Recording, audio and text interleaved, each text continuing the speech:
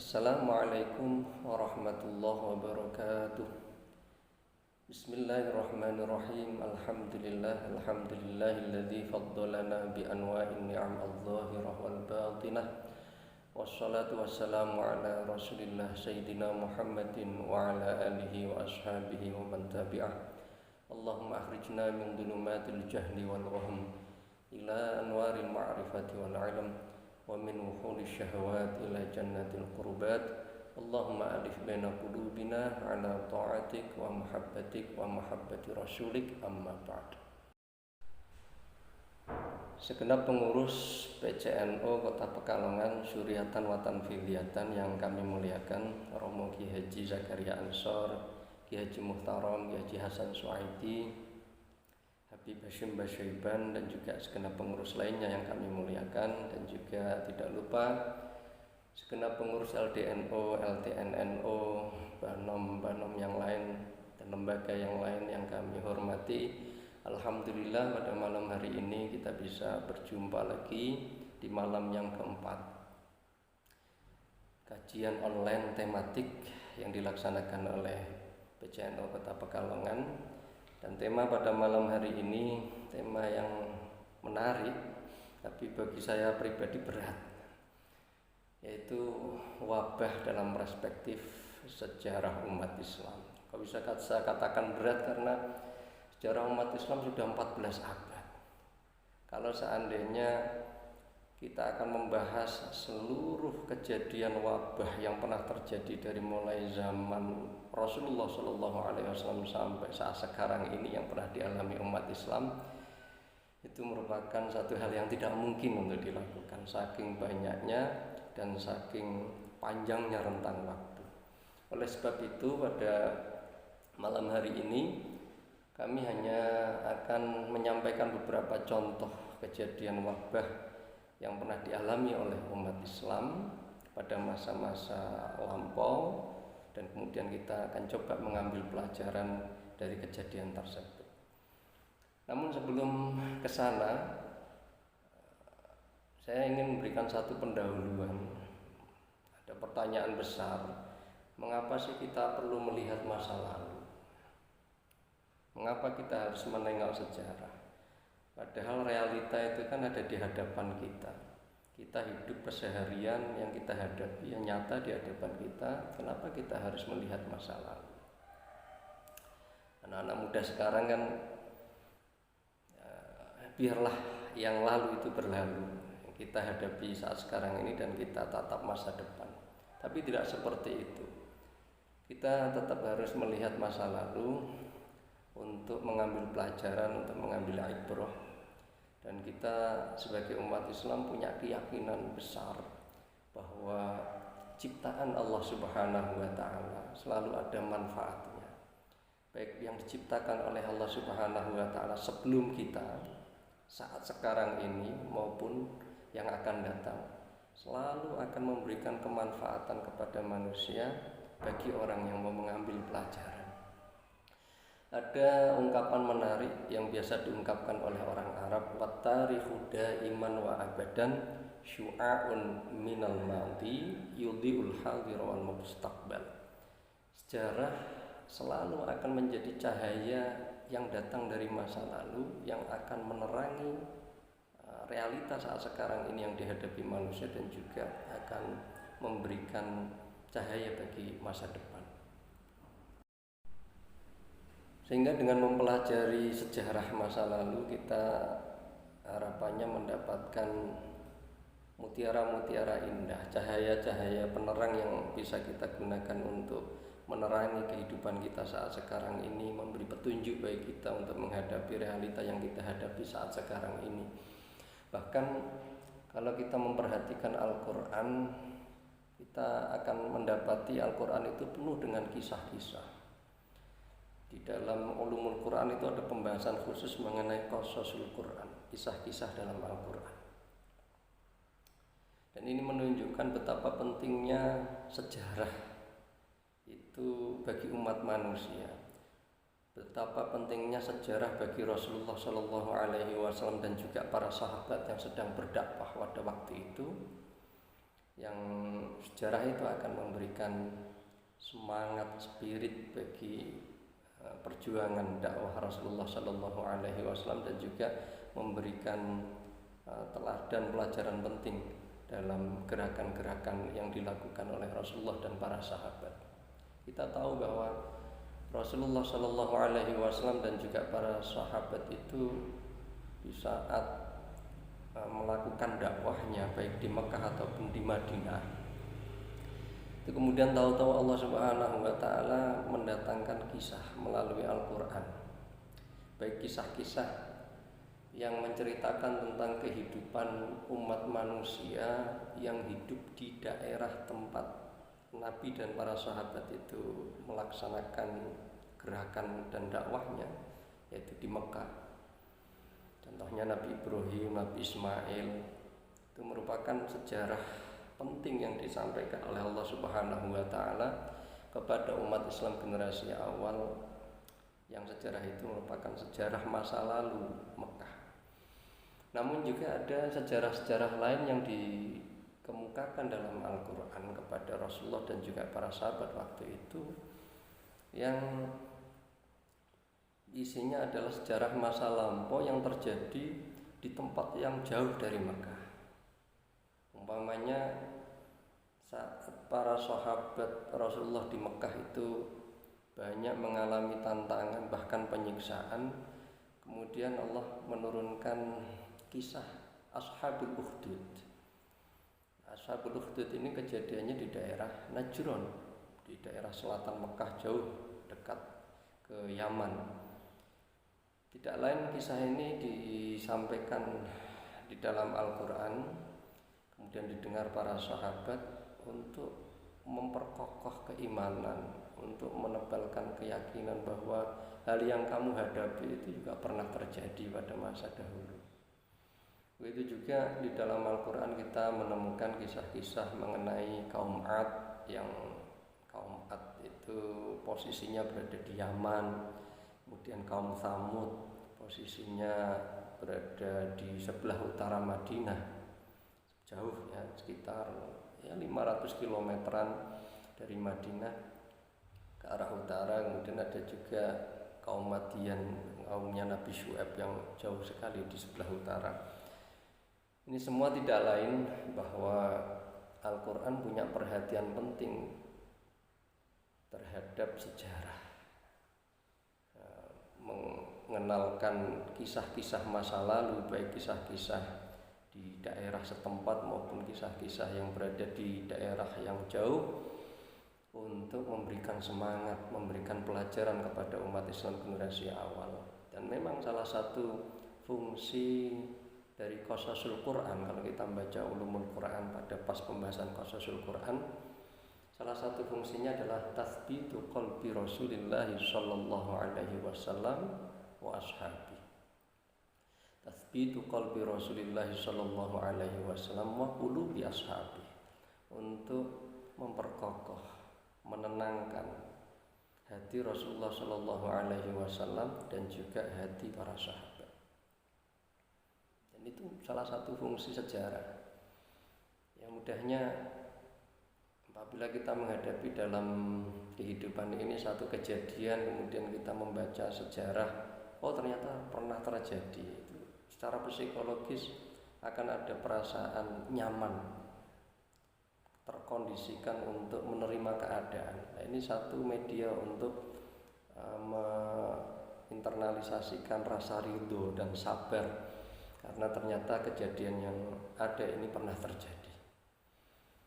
Dan hal penting lain yang terkait dengan sejarah ini, para ulama-ulama kita zaman dahulu itu juga menekankan bahwa ilmu itu ada tiga. Yang pertama al-ilmu billah, yang kedua al-ilmu bi amrillah, dan yang ketiga al-ilmu bi ayyamillah.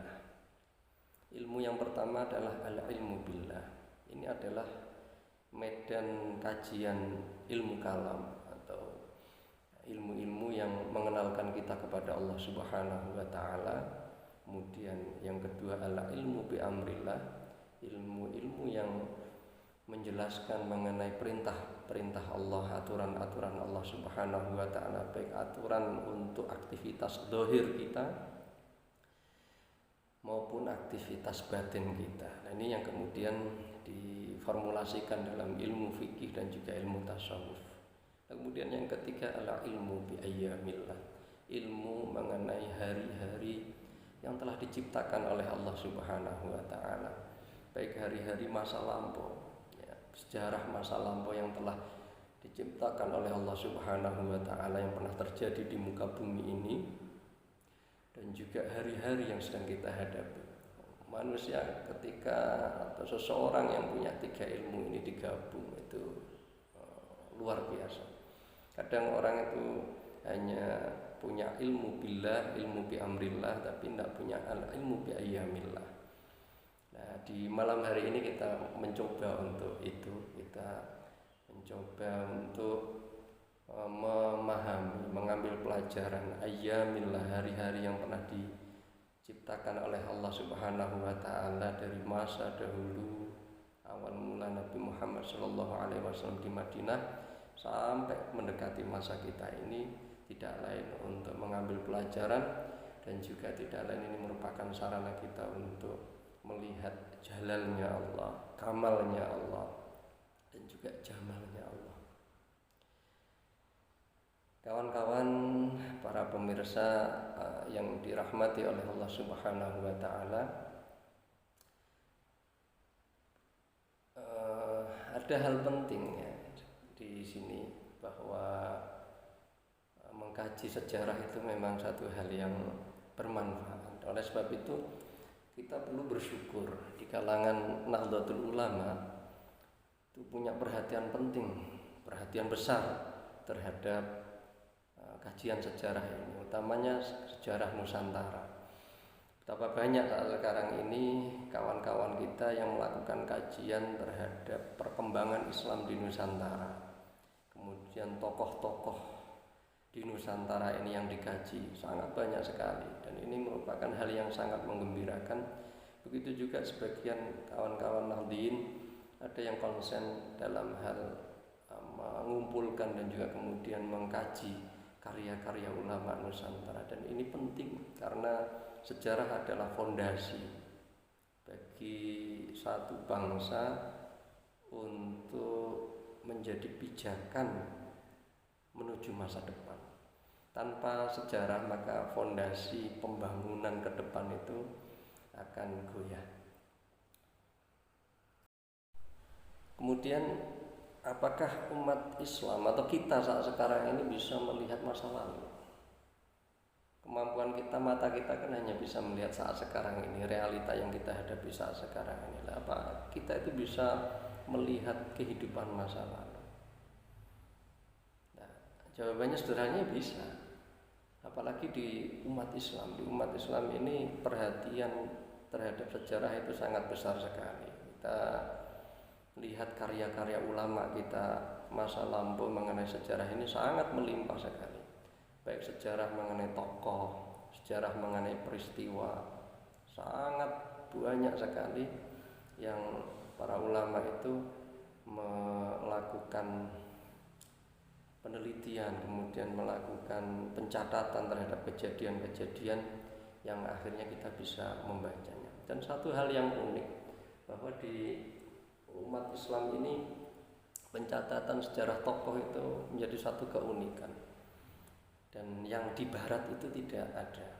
Orang-orang Barat itu kalau melihat kitab-kitab yang berisi para ulama-ulama yang dalam kajian hadis disebut kutubur rijal, itu geleng-geleng betapa umat Islam itu pada masa dahulu sangat perhatian sekali terhadap manusia-manusia penting, tokoh-tokoh penting yang hidup pada zamannya, sehingga ribuan tokoh-tokoh umat Islam yang menyebar di berbagai negara, di Mekah, Madinah, Yaman, Mesir, Syria, Irak, sampai Khurasan, Mawaro an-Nahr, itu semua tercatat rapi, yang kemudian menjadi hasanah yang bisa dinikmati oleh generasi setelahnya. Ini merupakan satu upaya yang luar biasa yang dilakukan oleh ulama-ulama kita zaman dahulu. Kita akhirnya kenal ada kitab-kitab rijal, kemudian ada kitab-kitab tarikh yang menceritakan tentang peristiwa tarikhul umam wal mulk, al bidayah wan nihayahnya punya Ibnu Katsir, dan juga yang lain masih banyak sekali. Dan ada juga para ulama itu yang mencatat sejarah berdasarkan daerah, sehingga kita menemukan ada kitab dengan judul Tarikh Baghdad, Tarikh Dimashq, Tarikh Naisabur, dan yang lainnya. Ini melalui kitab-kitab yang sudah diupayakan oleh ulama inilah kita kemudian bisa menengok, bisa melihat, ngintek masa lalu itu seperti apa. Dan satu hal yang unik lagi adalah ternyata ulama-ulama umat Islam masa lampau itu juga melakukan pencatatan terhadap kejadian-kejadian wabah. Dan ini sangat melimpah sekali.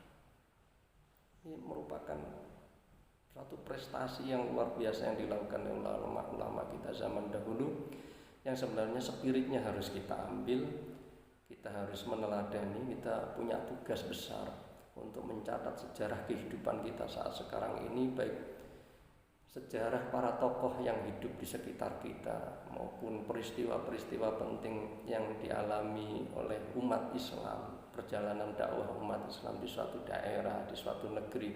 Ini perlu dicatat.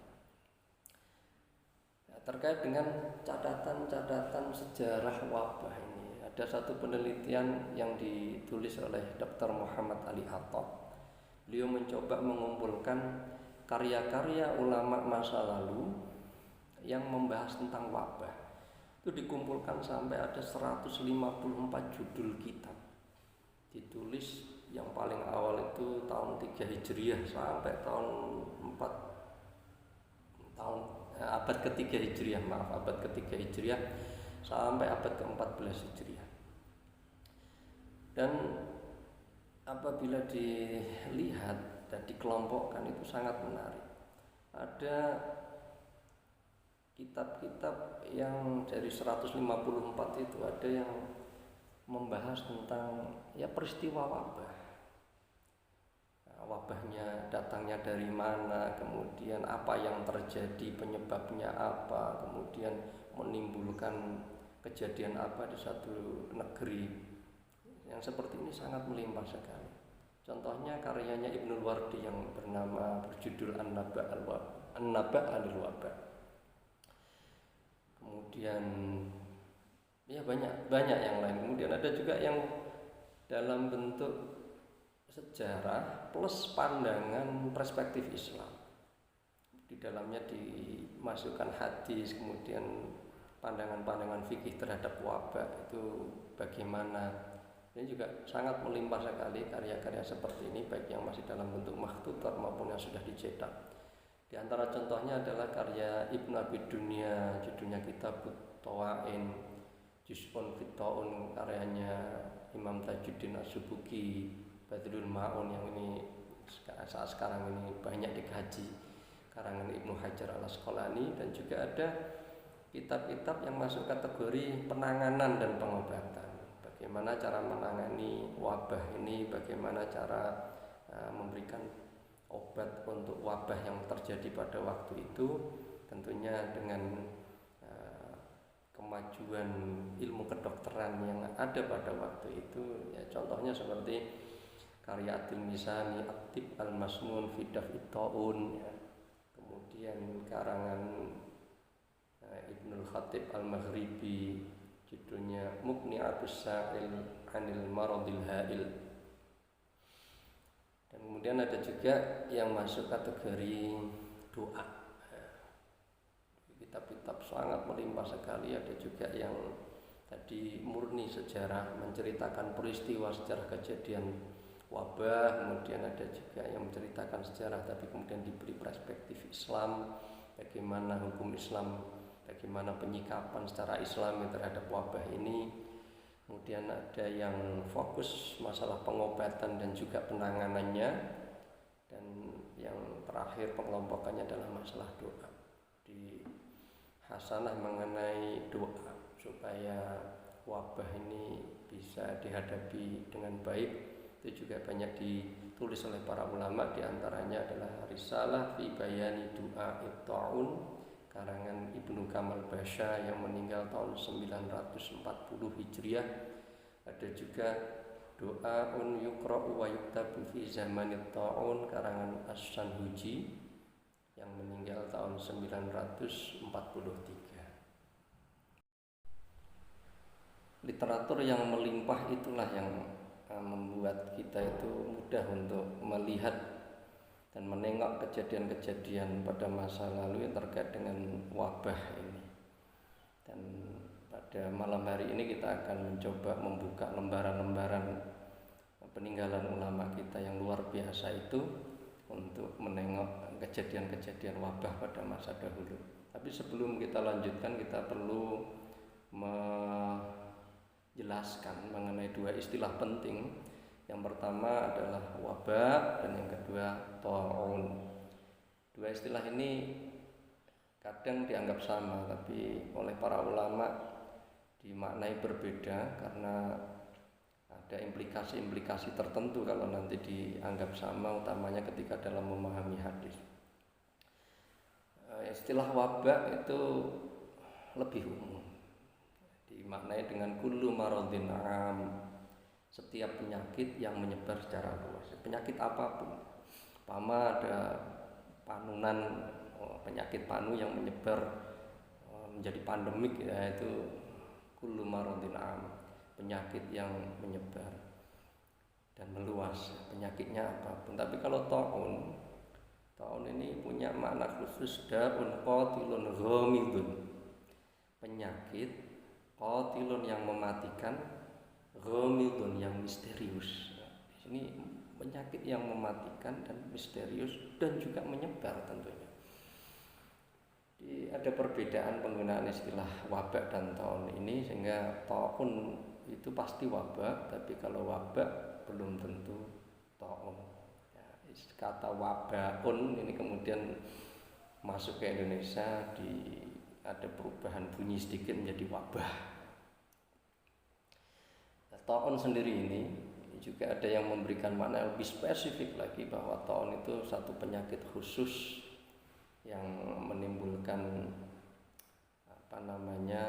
kerusakan pada kulit menjadi hitam, diawali dengan adanya benjolan bintik-bintik di beberapa bagian tubuh, di ketiak, kemudian di lengan, di balik telinga, menimbulkan rasa panas, kemudian menimbulkan luka yang sangat mengganggu, dan sebagian ulama memaknai secara khusus seperti itu. Tapi yang jelas ta'un ini lebih spesifik dibanding dengan wabah. Dan kita akan coba melihat pada lembaran-lembaran sejarah umat Islam ini mengenai wabah dan ta'un ini. Apakah terjadi pada masa dahulu, kemudian di mana saja, bagaimana hebohnya, dan juga penanganan penyikapan manusia atau umat Islam pada waktu itu seperti apa. Kita mulai dengan kisah wabah yang pernah terjadi pada masa Rasulullah SAW, yaitu Humma al-Madinah, demam panas Madinah. Kejadian ini berlangsung ketika para sahabat dan Rasulullah SAW awal mula datang di Madinah, melakukan hijrah dari Mekah sampai di Madinah. Ternyata didapati Madinah ini ada wabah panas, demam. Banyak sahabat yang terkena panas demam ini, seperti sahabat Abu Bakar As-Siddiq, kemudian Amir bin Fuhairah, Bilal bin Rabah, dan ada juga informasi Sayyidah Aisyah radhiyallahu anha juga mengalami panas ini. Dan hal ini menyebabkan para sahabat merasa tidak nyaman berada di Madinah, merasa kedatangan mereka di Madinah itu tidak enak gitu. Ini diceritakan oleh Sayyidah Aisyah, qadimnal Madinata, kami datang ke Madinah, wahia auba'u ardillah, dan Madinah itu bumi Allah yang sangat penuh dengan wabah. Jadi ini satu gambaran mengenai bagaimana masyarakat Mekah yang datang ke Madinah ini mengalami shock melihat keadaan Madinah, dan Sayyidah Aisyah menerangkan wa kana buthanu yajri najlan. Salah satu punca penyebabnya adalah karena di Madinah ini ada wadi yang namanya Buthan. Wadi itu adalah semacam sungai yang namanya Buthan yang yajri najlan, yang airnya itu kotor sehingga menimbulkan dampak negatif bagi kesehatan sehingga menimbulkan wabah panas ini. Di Madinah itu ada 3 wadi besar. Yang satu wadi Buthan, inilah yang berada di tengah, kemudian yang berada di sebelah barat itu namanya wadi Aqiq, yang di sebelah timur rada ke utara itu namanya wadi Qona. Jadi wadi Buthan ini dikatakan oleh Sayyidah Aisyah kotor, mengalirkan air yang tidak sehat sehingga menimbulkan berdampak pada tidak bagusnya udara sehingga menyebabkan panas ini. Banyak para sahabat yang mengalami humma Madinah ini, mereka merasa tidak nyaman sehingga sampai muncul ungkapan benci terhadap Madinah itu. Kalau seandainya kami tidak diusir dari Mekah, saya tidak akan datang ke Madinah ini. Oleh sebab itu Rasulullah Shallallahu Alaihi Wasallam mencoba untuk menangani masalah ini. Yang pertama dilakukan oleh Rasulullah adalah menumbuhkan rasa optimisme di hati para sahabat yang merasa hopeless. Mereka merasa tidak nyaman di Madinah, merasa benci dengan Madinah karena kondisi yang ada ini. Nabi memunculkan rasa optimisme dan kecintaan kepada Madinah. Nabi kemudian berdoa, Allahumma habib ilainal Madinah, ya Allah, cintakanlah kepada kami negeri Madinah ini kahubbina Makkah, sebagaimana cinta kami kepada Makkah au asyad, atau bahkan lebih cinta kami terhadap Madinah ini dibanding cinta kepada Makkah. Nah, ini bagian doa anak yang pertama ini penting sekali. Ketika satu masyarakat mengalami permasalahan di suatu daerah, terancam nyawanya ataupun merasa tidak nyaman, chaos dan lain sebagainya, kemudian muncul ketidaknyamanan, salah satu hal yang perlu dilakukan adalah menanamkan kecintaan kepada daerahnya tersebut, kecintaan kepada negerinya tersebut, dan kemudian menumbuhkan rasa optimis bahwa masa depan masih panjang dan masalah ini masih bisa ditangani, dan kemudian di masa depan akan terjadi perbaikan-perbaikan.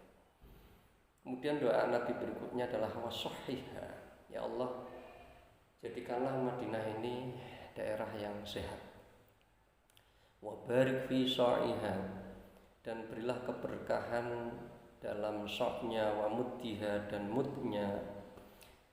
Artinya makanan-makanan yang ditakar maupun yang ditimbang itu penuh berkah, memberikan dampak positif bagi kesehatan dan juga positif bagi pikiran, kemudian menimbulkan perilaku yang positif juga.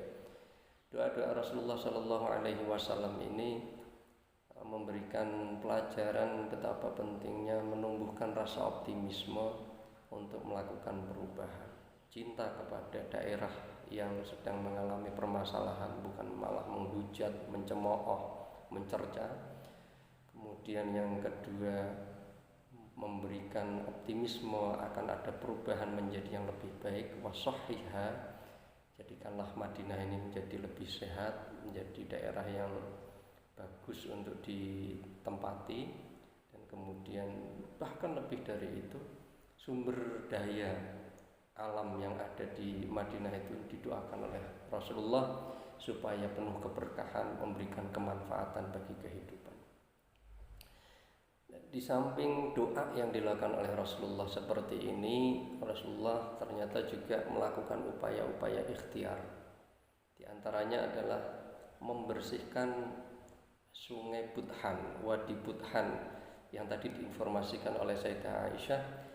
Sungainya itu mengalirkan air yang kotor, yang ditengarai menyebabkan wabah ini.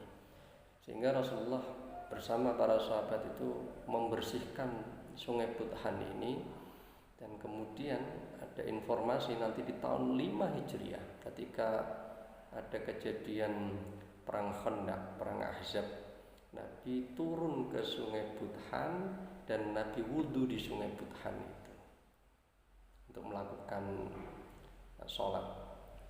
Ini menunjukkan bahwa ada perubahan sungai Budhan dari mulai awal mula sahabat dan Rasulullah di Madinah sampai tahun 5 Hijriah ini sudah ada perubahan menjadi sungai yang bersih sampai Rasulullah wudhu di tempat tersebut. Nah, ini upaya lahiriah yang dilakukan oleh Nabi sungguh sangat luar biasa, tidak hanya sekedar berdoa saja seperti tadi, tapi juga melakukan langkah-langkah strategis untuk melakukan perubahan. Di samping itu Nabi juga memerintahkan para sahabat untuk mencari sumber-sumber air bersih dengan membuat sumur. Diinformasikan Nabi pernah menyuruh Thalhah bin Ubaidillah dan beberapa sahabat yang lain untuk membuat sumber-sumber air sehingga Madinah ini tercukupi air baik untuk minum maupun untuk membersihkan lingkungan. Bahkan diceritakan sampai ada 69 sumur yang dibikin oleh Thalhah bin Ubaidillah dan juga para sahabat yang lain ini untuk mencukupi kebutuhan air di Madinah, dan air merupakan sarana penting untuk membersihkan lingkungan. Dan selain itu Nabi Muhammad SAW juga mensosialisasikan cara hidup yang sehat, cara hidup yang menjaga kebersihan dan kesehatan. Kalau kita perhatikan hadis-hadis Nabi ada melarang tradisi yang biasa dilakukan oleh masyarakat Madinah sebelum Islam datang, kencing di tempat-tempat air. Oleh Nabi dilarang, utamanya air-air yang rakit, air yang tidak mengalir. Dan kemudian Nabi juga menyuruh para sahabat untuk sering-sering membersihkan halaman. Ada satu hadis, innallaha thayyibun yuhibbut thayyiba, nadhifun yuhibbun nadhafata, karimun yuhibbul karama, jawadun yuhibbul juda, fanadhifu afniyatakum. Allah itu thayyib, yuhibbut thayyib. Dan seterusnya kemudian Nabi memerintahkan bersihkanlah halaman-halaman kalian. Ini satu gambaran bahwa pada masa Madinah itu memang terjadi wabah.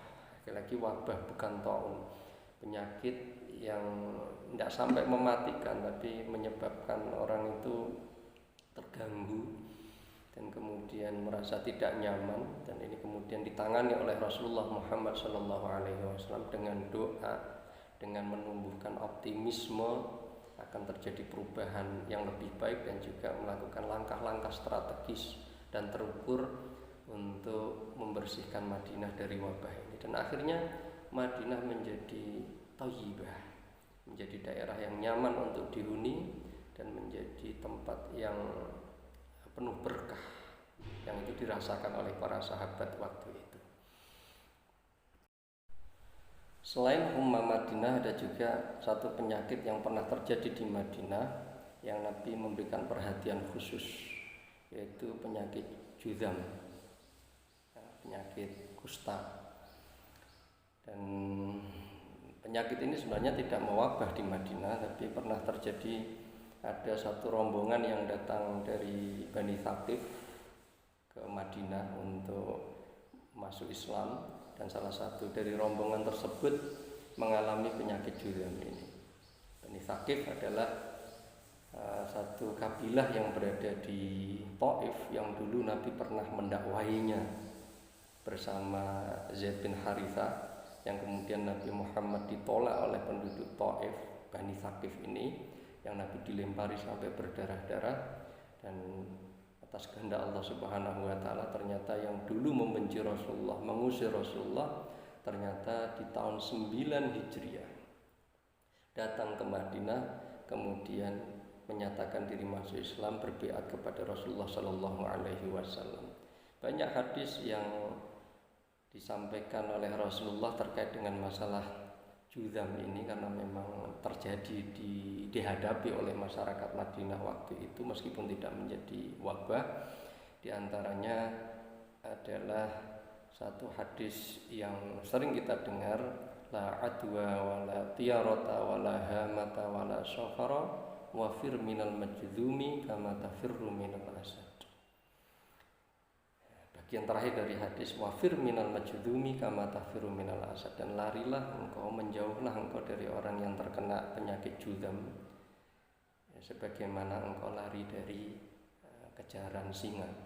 Ini menunjukkan Nabi mengajari pada para sahabat waktu itu untuk mengambil jarak. Dan istilah kita saat sekarang adalah physical distancing gitu, dengan orang-orang yang punya penyakit juzam ini, penyakit yang menggerogoti anggota tubuh, kadang sampai merotoli. Dan Nabi juga pernah menyampaikan, la tudimun nadhar ilal majdumin, janganlah kalian itu melihat orang-orang yang berpenyakit juzam ini lama. Artinya ini menunjukkan jangan dekat gitu. Nah, ini juga bagian dari tadi istilah kita saat sekarang ini physical distancing atau social distancing.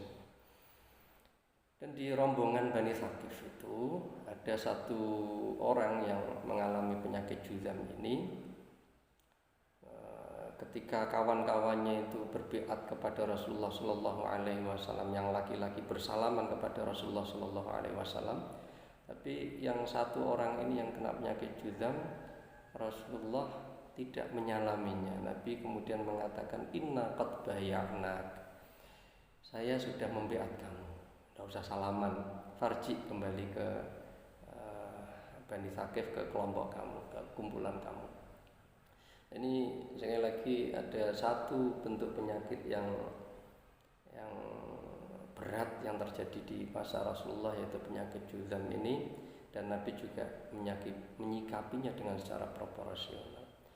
Sedangkan ta'un sendiri di Madinah tidak terjadi, dan memang Rasulullah mengatakan bahwa ta'un itu tidak akan masuk di Madinah.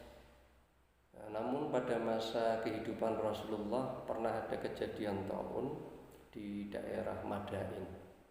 Madain ini bukan Madain yang Madain Soleh, tapi Madain yang ada di Irak. Yang pada waktu itu ada kejadian ta'un yang menyebabkan pimpinannya yang bernama Shiraweh itu meninggal, sehingga ta'un ini dinamakan dengan ta'un Shiraweh, yang terjadi pada tahun 6 Hijriah. Dan kejadian tahun ini meskipun tidak terjadi di Madinah, tapi Rasulullah Shallallahu Alaihi Wasallam ini sungguh sangat luar biasa melakukan antisipasi bagaimana cara menyikapi kejadian tahun itu. Nah, para sahabat kan aktivitasnya di Madinah, meskipun orang-orang Madinah itu juga kadang melakukan perjalanan ke utara, ke Syam, kemudian ke selatan, ke Yaman, melakukan dagang. Tapi Nabi memberikan pesan supaya ketika terjadi ta'un seperti itu, Nabi memberikan pesan, ala idza sami'tum, apabila kalian mendengar bita'uni bi ardin, ada ta'un di suatu daerah, fala tadkhuluha, maka engkau jangan masuk ke dalamnya. Wa idza waqa'a bi ardin, dan jika terjadi di suatu daerah, wa antum biha, dan engkau berada di dalamnya, fala takhruju minha, dan maka jangan engkau keluar dari daerah tersebut. Nah, meskipun di Madinah tidak terjadi, tapi Nabi memberikan pesan kepada para sahabat. Ini menunjukkan Nabi itu punya rasa rahmah, dan kemudian ilmu Rasulullah ini luar biasa, memberikan pesan kepada para sahabat mengenai kejadian yang belum pernah terjadi di Madinah, meskipun pernah terjadi di luar Madinah pada masa beliau. Ini yang pertama yang saya sampaikan yaitu kejadian wabah di Madinah dan juga penyakit-penyakit yang ada di Madinah dan bagaimana Rasulullah Shallallahu Alaihi Wasallam menyikapinya dengan secara proporsional, secara tepat sehingga permasalahan yang dihadapi pada waktu itu terselesaikan dengan baik. Yang berikutnya kejadian yang menarik dalam timeline sejarah umat Islam ini adalah Ta'un Amwas yang terjadi pada masa pemerintahan sahabat Umar ibn Khattab tahun 18 Hijriah. Jadi Khalifah Umar ibn Khattab ini mulai memimpin tahun 13 Hijriah sampai tahun 23 Hijriah. Dan ketika pada tahun 18 Hijriah terjadi ta'un yang disebut ta'un Amwas, ada juga yang membaca Imawas, ada perbedaan baca antara Imam Nawawi dengan Al-Hamawi. Dan tahun ini terjadi di Syam, daerah Syam. Waktu itu umat Islam sedang menghadapi Romawi sehingga membawa pasukan ke utara ke Syam yang dipimpin oleh Abu Ubaidah bin Jarrah, dan di sana terjadi ta'un di daerah yang namanya Amwas ini, daerah di Palestina saat sekarang ini. Dimulai dari Palestina kemudian menyebar ke seantero Syam.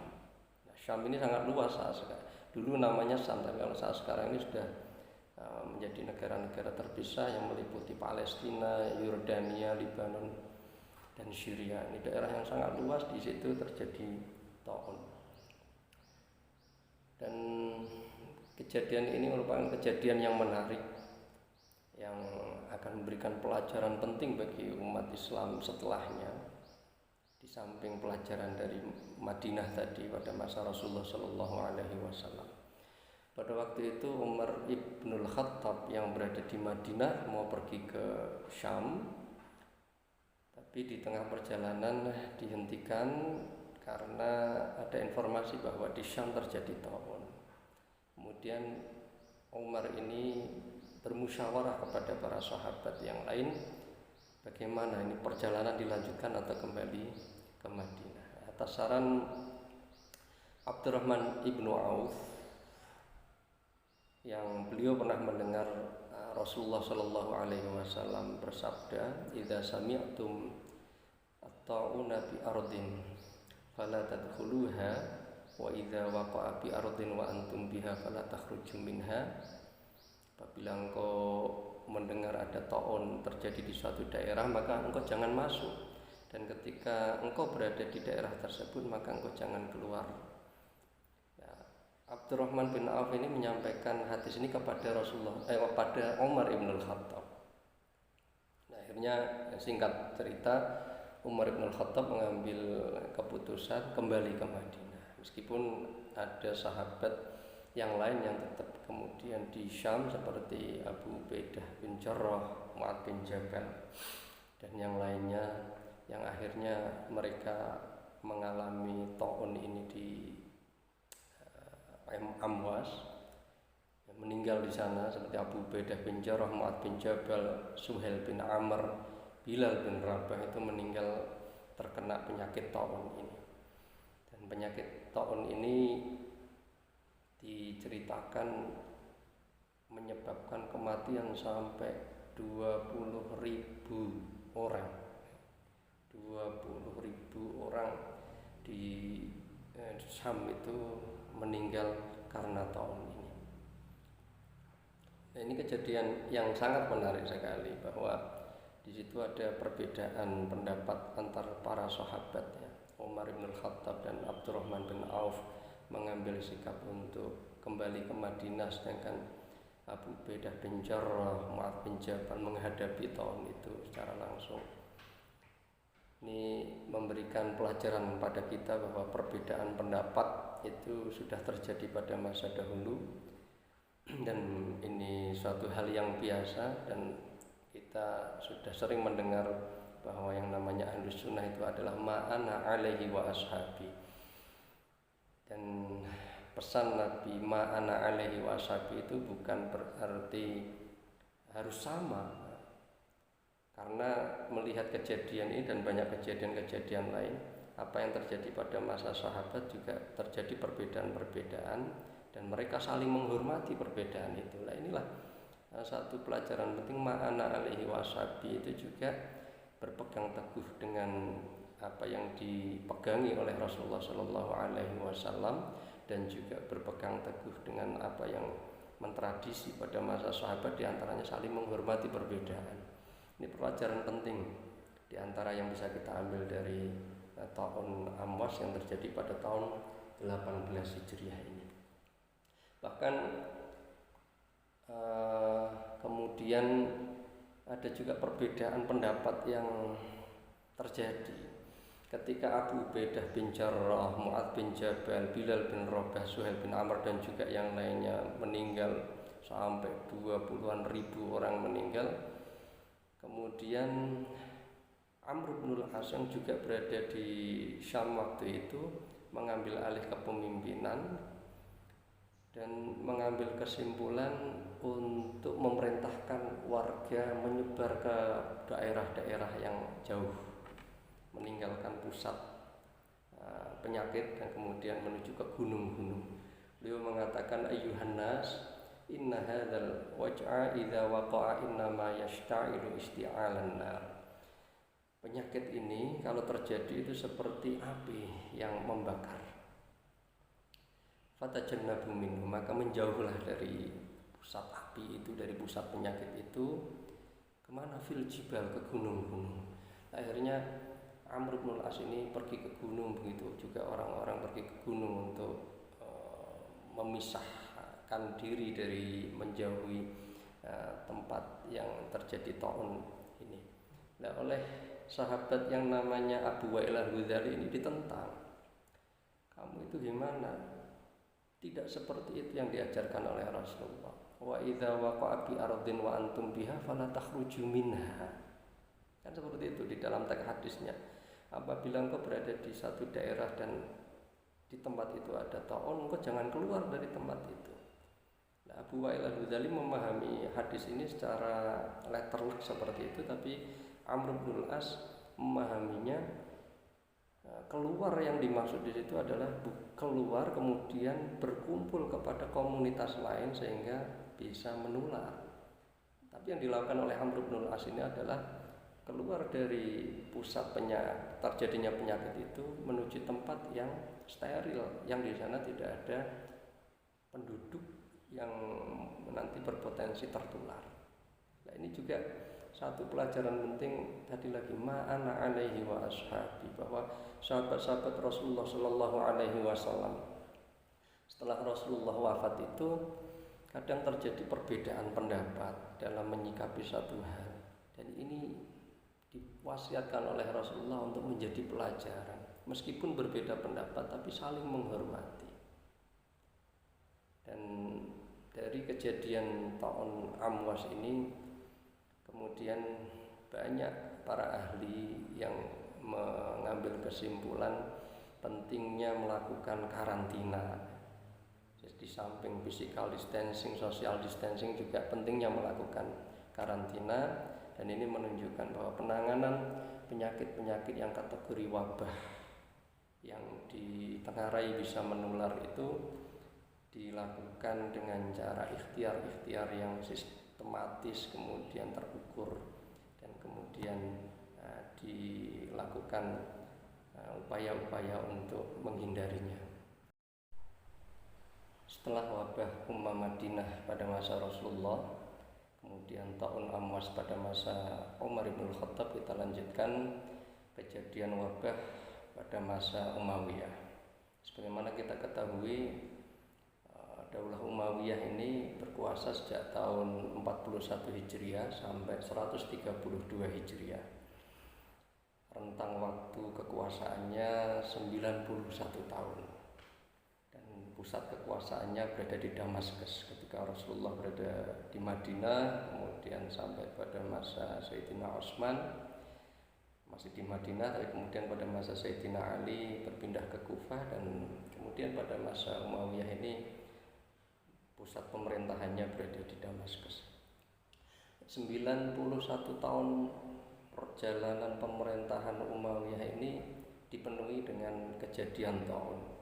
Ahmad Al-Adawi dalam satu bukunya yang menarik, Ta'un fi Asril Umawi, menyebutkan setidaknya ada 20 kejadian taun selama 91 tahun pemerintahan Umayyah ini. Sehingga kalau di rata-rata 4 tahun setengah sekali itu terjadi kejadian taun. 20 kejadian ini tidak mungkin kita ceritakan semua, akan kita ambil setidaknya 3 kasus taun yang di balik kejadian itu ada pelajaran yang berharga. Yang pertama, taun Jarif. Jarif itu artinya menghanyutkan. Al-ma' al-jarif berarti air yang menghanyutkan. Kalau taun al-jarif berarti taun yang menghanyutkan, dikarenakan pada kejadian itu banyak manusia yang mati. Tahun ini terjadi pada tahun 69 Hijriah, berawal di kota Basrah, tidak di Damaskusnya tapi berawalnya di kota Basrah, tapi kemudian menyebar ke Irak, seantero Irak, dan kemudian ke utara menyebar ke daerah Syam yang meliputi Palestina, kemudian Syria, Lebanon, dan juga Yordania. Secara politik pada waktu itu di Damaskus yang memimpin adalah Abdul Malik bin Marwan, dan di internal umat Islam sendiri ada oposisi yang sedang bergerak yang dipimpin oleh Abdullah bin Zubair yang mengambil pusat kekuasaan di Mekkah Al-Mukarramah dan mengutus saudaranya yang namanya Mus'ab bin Zubair untuk memimpin di daerah Basrah. Di internal umat Islam sendiri sedang ada rivalitas politik antara Abdul Malik bin Marwan dan juga Abdullah bin Zubair. Sementara itu dari luar, di sebelah utara, Bizantium sedang berupaya untuk mengembalikan kekuasaannya di Syam. Dalam keadaan seperti ini, peta seperti ini, terjadi taun di Basrah yang kemudian menyebar ke utara sampai ke Syam. Nah, hal ini menyebabkan pemerintahan Umayyah ini berpikir keras untuk melanggengkan kekuasaannya di saat Bizantium ini ingin menyerang Syam. Akhirnya terjadi kesepakatan antara Umayyah ini dengan Bizantium dengan keputusan bahwa Umayyah membayar jizyah, membayar pajak kepada Bizantium setiap minggunya itu 1000 dinar. Bisa bayangkan, 1000 dinar dalam setiap minggunya. Ini menunjukkan bahwa pada masa itu kondisi politik yang sedang ada permasalahan ini juga tentunya mengganggu penyelesaian masalah taun ini. Sementara itu di sisi lain, rival dari Abdul Malik bin Marwan, yaitu kekuasaan yang dibangun oleh Abdullah bin Zubair di Mekah dan juga Mus'ab bin Zubair di Basrah, ini mengalami nasib yang kurang baik dengan adanya taun ini. Digambarkan di dalam kitab sejarah bahwa adanya taun ini menyebabkan melemahnya kekuatan Zubairiyun, utamanya kekuatan yang berada di Basrah yang dipimpin oleh Mus'ab bin Zubair itu. Ala kulli hal, kejadian tahun ini kurang menguntungkan bagi oposisi yang sedang berupaya untuk melakukan rivalitas kepada pemimpin yang berada di Damaskus, dan menjadi tahun ini menguntungkan bagi kekuasaan Damaskus. Kejadian tahun di tahun 69 ini digambarkan oleh kitab sejarah, dalam buku-buku sejarah, menyebabkan kematian sampai 70.000 orang dalam hampir tiap harinya 70.000 orang. Ya, tentunya penghitungan ini penghitungan kira-kira, karena tidak ada penghitungan seperti saat sekarang ini ada penanganan COVID-19 kemudian ada laporan tiap hari, itu nggak mungkin itu terjadi, tapi ada penghitungan kasarnya disebutkan dalam kitab sejarah itu 70.000 hampir tiap hari kejadian seperti itu. Dan Taun Jarif ini berlangsung beberapa bulan dan digambarkan kejadian sholat di masjid itu pun mengalami permasalahan. Ada satu cerita yang diterangkan oleh Ibnu Qutaibah, Ibnu Amir Asyami, seorang qori yang terkenal ini, mendatangi satu masjid dan didapati masjid itu sepi, hanya ada 7 orang. Kemudian dia bertanya kepada imamnya, wahai imam, orang-orang pada kemana? Kemudian jamaah perempuan, ada satu perempuan yang mengatakan, tahtat turab, suami-suami kami yang laki-laki atau kebanyakan orang itu sudah berada di bawah tanah, sudah dikubur di bawah tanah. Ini menunjukkan betapa dahsyatnya kejadian Taun Jarif ini yang secara politik itu menguntungkan kekhalifahan Umayyah dan tidak menguntungkan bagi oposisi Zubairiyun ini. Dan Taun Jarif ini juga menyebabkan terjadinya perubahan tradisi yang sangat drastis sekali. Umat Islam pada waktu itu mempunyai tradisi yang bagus mengikuti Rasulullah SAW dalam masalah pernikahan, mengutamakan pernikahan pada bulan Syawal. Dikarenakan kita tahu Sayyidah Aisyah menikah dengan Rasulullah di bulan Syawal, sehingga kemudian ini mentradisi sampai di Basrah, sampai di Syam. Tapi dengan kejadian tahun ini berubah, merubah tradisi yang sudah berpuluh-puluh tahun dilakukan. Pernikahan itu dilakukan di bulan Syawal. Diceritakan oleh At-Tawhidi, ada seseorang yang bertanya kepada Ibnu Rashid, Dawud Ibnu Rashid, lima karihan nasu ayat khulu binisa'ihim fi Syawal. Kenapa orang-orang itu pada tidak suka mengadakan pernikahan di bulan Syawal? Faqala, maka kemudian Dawud bin Rashid menjawab, mata fihi bitta'un al-jarif 19 al-arus. Di bulan Syawal itu sebelum ini pernah terjadi Taun Jarif yang menyebabkan pengantin itu meninggal jumlahnya sampai 19.000. Nah, ini menjadikan kebiasaan yang dilakukan oleh masyarakat yang sudah mentradisi itu berubah dikarenakan adanya Taun Jarif ini. Ya, sebagaimana yang kita rasakan saat sekarang ini dengan adanya COVID-19 pun ada tradisi-tradisi yang berubah. Tradisi sistem pembelajaran juga mulai berubah. Kemudian kumpul-kumpul yang biasa kita lakukan itu juga mulai ada pembatasan-pembatasan. Tidak tahu ini, ya, semoga tidak sampai berubah terus, akan ada kembali kepada yang normal lagi. Kemudian Taun Jarif ini juga dalam catatan sejarahnya menyebabkan kematian keluarga dari tokoh-tokoh penting, umpamanya keluarganya Anas bin Malik, keluarganya Abdurrahman bin Abi Bakrah. Ini banyak yang meninggal, dan termasuk salah satu yang meninggal dikarenakan Taun Jarif tahun 69 ini adalah Abul Aswad Ad-Du'ali, seorang tokoh yang kita kenal sebagai tokoh pengasas kaidah ilmu nahwu dan juga tokoh yang memberikan titik pada Al-Quran. Abul Aswad, sebutannya menarik Abul Aswad karena memang kulitnya hitam dan beliau lebih suka dipanggil dengan Abul Aswad dibanding dengan nama aslinya. Nama aslinya itu ada yang mengatakan di dalam kitab Rijal dan kitab sejarah itu Dholim namanya, dan beliau menjadi Qadhi kok namanya Dholim. Nah, lucu.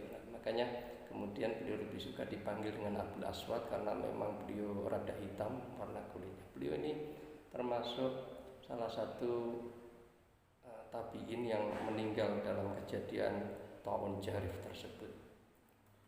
Ini ta'un yang besar yang terjadi pada masa Umayyah yang pertama yang ingin saya ceritakan. Kemudian yang berikutnya adalah ta'un Fatayat. Ta'un Fatayat. Kembali lagi kita ingatkan bahwa yang dimaksud ta'un di sini adalah satu penyakit khas yang kalau di kitab-kitab itu dideskripsikan dengan munculnya bengkak di tubuh, kemudian lenteng-lenteng gitu ya di bagian tubuh, kemudian sampai menyebabkan kulit ini menjadi hitam, kemudian pernafasan terganggu, bahkan darah juga terganggu, sampai ada yang menerangkan sampai meludah keluar darah dan akhirnya meninggal. Ta'un yang kedua yang terjadi di masa Umayyah yang perlu kita sampaikan juga di sini adalah ta'un Fatayat. Fatayat di sini ya Fatayat muslimat, tapi ya bukan Fatayat muslimat yang ada di kalangan kita ini. Maksud dari Fatayat ini adalah wanita-wanita muda, karena memang ta'un pada tahun 87 Hijriah ini banyak mengenai wanita-wanita muda, ya, fatayat-fatayat, dan mulainya di Syam, ya, bukan di Basrah seperti tadi di Ta'un Jarif, tapi ini mulainya di Syam terlebih dahulu, kemudian menyebar ke selatan ke Irak, dan sangat luas sekali ya Irak dan daerah Syam mengalami ta'un fatayat ini. Banyak wanita-wanita muda yang masih gadis yang terkena ta'un ini dan meninggal dikarenakan ta'un tersebut. Ibnu Abi Dunya menggambarkan kejadian ta'un fatayat ini dengan mengatakan wa kana nasu yahfiruna fihi kuburahum bi anfusihim. Orang-orang itu sampai menggali kuburnya sendiri liyasihim minan najah, karena mereka sudah putus asa bisa selamat dari ta'un fatayat ini. Hatta inna tabi'i Bashir bin Ka'ab ibni Abil Humairi hafara qabran li nafsihi.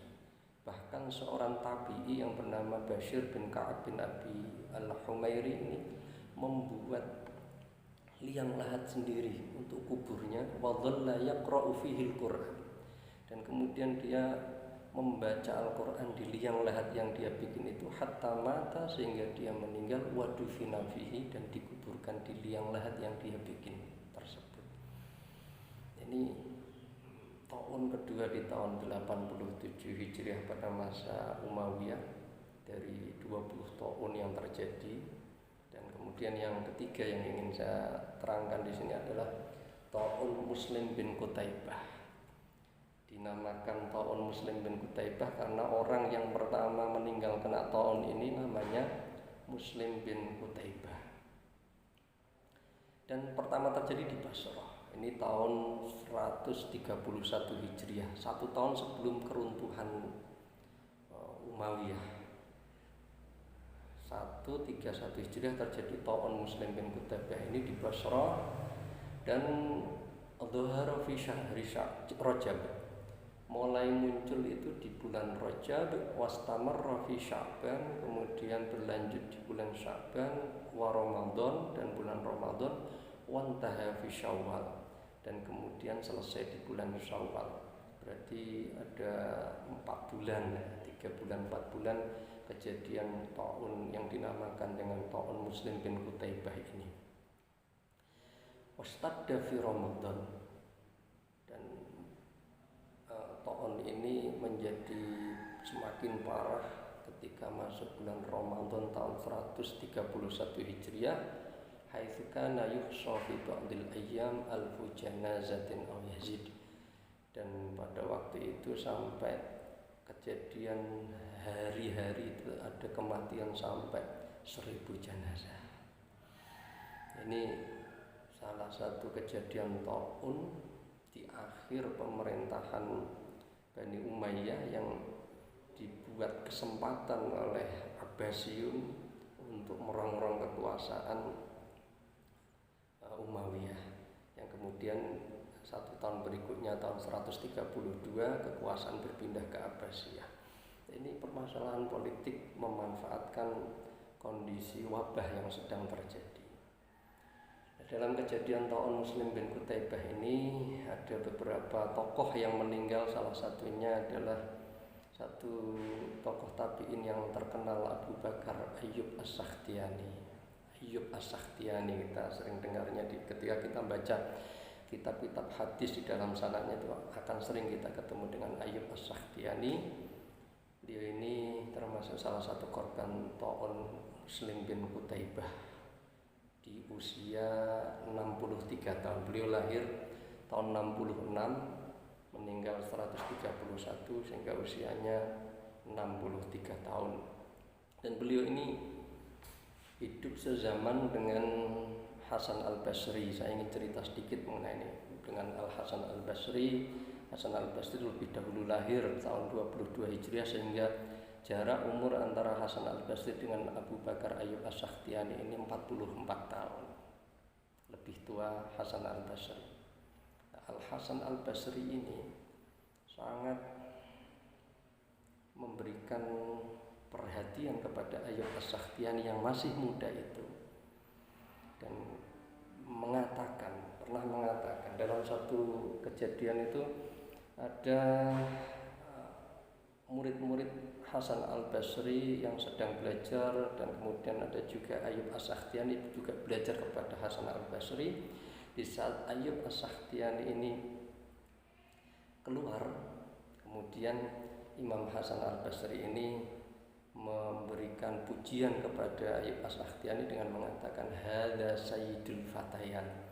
Dia itu adalah tuan dari anak-anak muda, wa sayyidu syababi ahli Basrah, dan tuan orang yang hebat, pemuda yang hebat di kalangan pemuda-pemuda ahli Basrah. Nah, ini satu penghormatan yang luar biasa dari orang yang sudah senior, ya, terpaut 44 tahun kepada Ayyub As-Sakhtiyani yang masih muda, ya. Karena memang Ayyub As-Sakhtiyani ini terkenal sebagai rajin ibadahnya dan juga rajin ngajinya. Ya, kayak anak-anak Ibnu PPNU lah yang muda-muda di kota Pekalongan ini. Kemudian kejadian Ta'un yang sangat banyak di masa Bani Umayyah ini yang dikatakan oleh Ahmad Al-Adawi ada tidak kurang dari 20 kejadian, itu menyebabkan salah satu khalifah masa itu, yaitu Hisham bin Abdul Malik, khalifah ke-10 pada masa Umayyah, berpikiran untuk memindah pusat kekuasaan dari Damaskus ke Rosofah.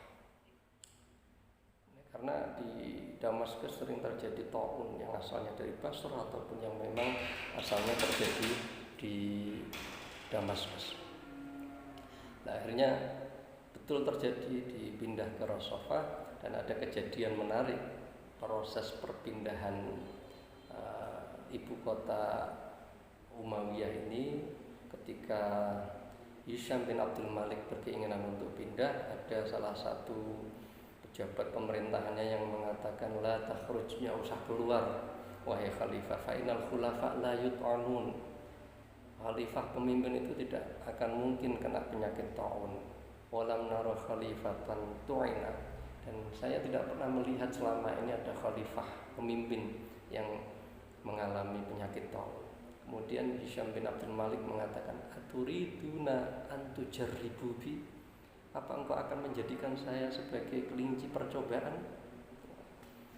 Hisham bin Abdul Malik tidak menerima dengan saran orang yang tadi berkata itu, dan kemudian memutuskan untuk pindah ke Rosofah. Kejadian-kejadian ta'un yang ada di Bani Umayyah inilah yang kemudian menjadi salah satu penyebab melemahnya kekuatan Umayyah, dan kemudian dijadikan kesempatan oleh Abbasiyun untuk merongrong kekuasaan itu, dan akhirnya berpindah kekuasaan pada 132 ke Bani Abbasiyah.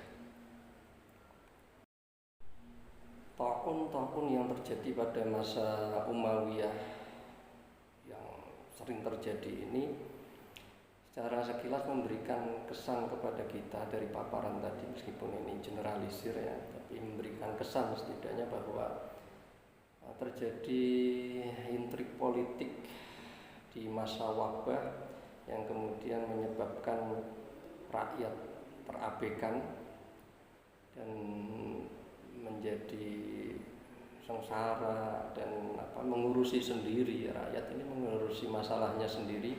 Negara Umayyah tidak bisa menangani tahun ini secara baik. Dan apabila kita berpikir kira-kira para ulama waktu itu di mana? Di saat para elit politik itu ingin mempertahankan kekuasaannya ataupun ingin merebut kekuasaan, para ulama yang di abad pertama ini kan masih di abad pertama dan mulai awal abad kedua ini gimana kan banyak sekali para ulama pada waktu itu. Ada satu kisah menarik, beberapa tokoh ulama tabi'in pada waktu itu terkait dengan tahun-tahun yang terjadi di masa Umayyah ini. Dan secara umum mereka semua adalah mendampingi umat, menata hati umat, kemudian membimbing mereka supaya dapat menghadapi permasalahan yang dihadapi itu dengan baik, dengan sabar dan dengan ridho. Dan salah satu kisah yang menarik diungkapkan di sini adalah Al Hasan Al Basri pernah ditanya, "Ala taro kathratal wabah?" Wahai Tuan Hasan Al Basri, tidakkah engkau melihat ada banyak wabah terjadi di daerah kita ini? Yang bertanya penuh hopeless ya, penuh putus asa, kemudian berpikiran buruk. Ya, Imam Al Hasan Al Basri ini kemudian menjawab, anfaqa mumsikun wa aqla'a mudhnibun wa ta'adha jahidun. Dengan kejadian wabah ini, orang-orang yang asalnya medit menyimpan hartanya, dia sadar mau menginfakkan sebagian hartanya. Orang yang biasa melakukan dosa, mereka mulai berpikir untuk tobat dan memperbaiki perilakunya. Dan orang yang asalnya menentang agama, menentang Tuhan, mereka mulai mengambil pelajaran dengan kejadian ini.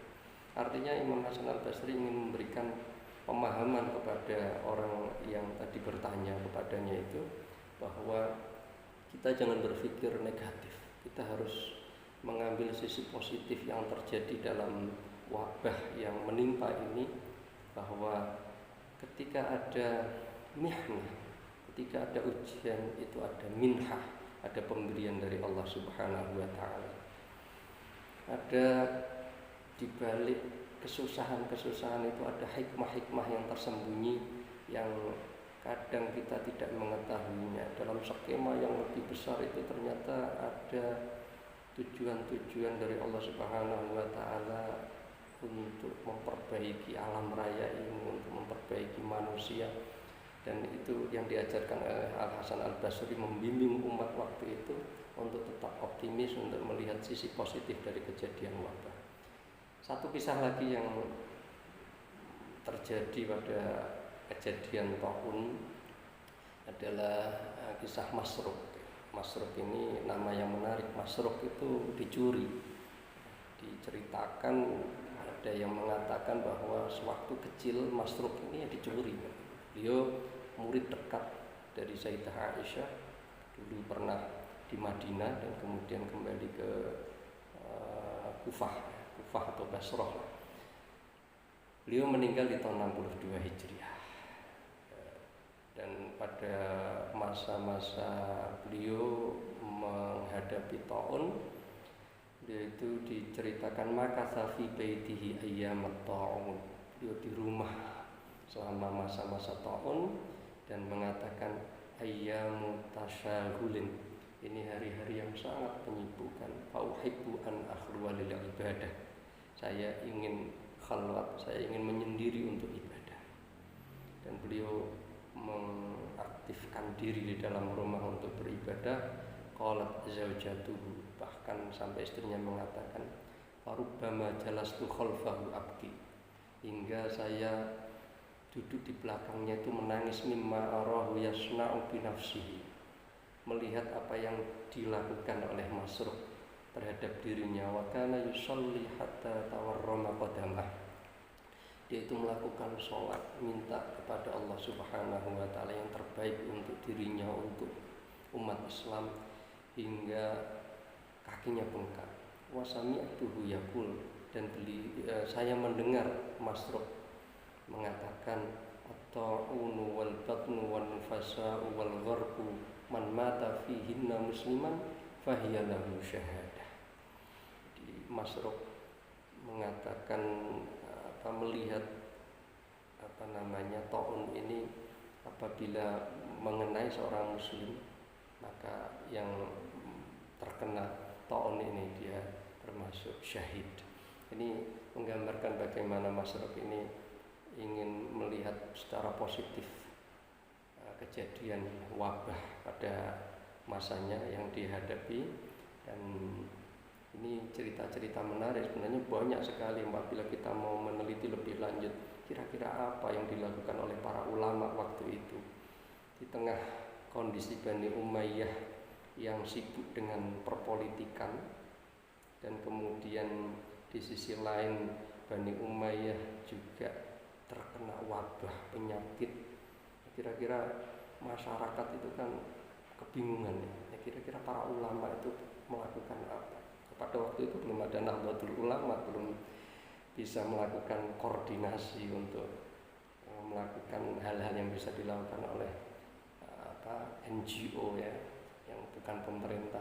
Di waktu itu para ulama ala kulli hal tetap mendampingi umat, membimbing umat, menasihati umat untuk menghadapi masalah yang dihadapi itu. Saya kira 3 kejadian ini ya, pada masa Nabi, pada masa Sayyidina Umar, dan juga pada masa Bani Umayyah cukup untuk malam ini, dan pelajaran-pelajarannya sudah kita ambil. Saya kira para pemirsa juga bisa mengambil kesimpulan sendiri. Kita akan lanjutkan pada pertemuan berikutnya besok malam. Kita akan lanjutkan pada masa berikutnya, dan kemudian kita akan ambil poin-poin penting pelajaran yang bisa kita ambil dari sejarah yang membentang dari masa Rasulullah sampai masa kita saat sekarang ini. Demikian yang bisa saya sampaikan. Yang saya sampaikan ini hanya upaya sesuai kemampuan saya. Mohon maaf apabila ada kekurangan. Dan akhirnya, assalamualaikum warahmatullahi wabarakatuh.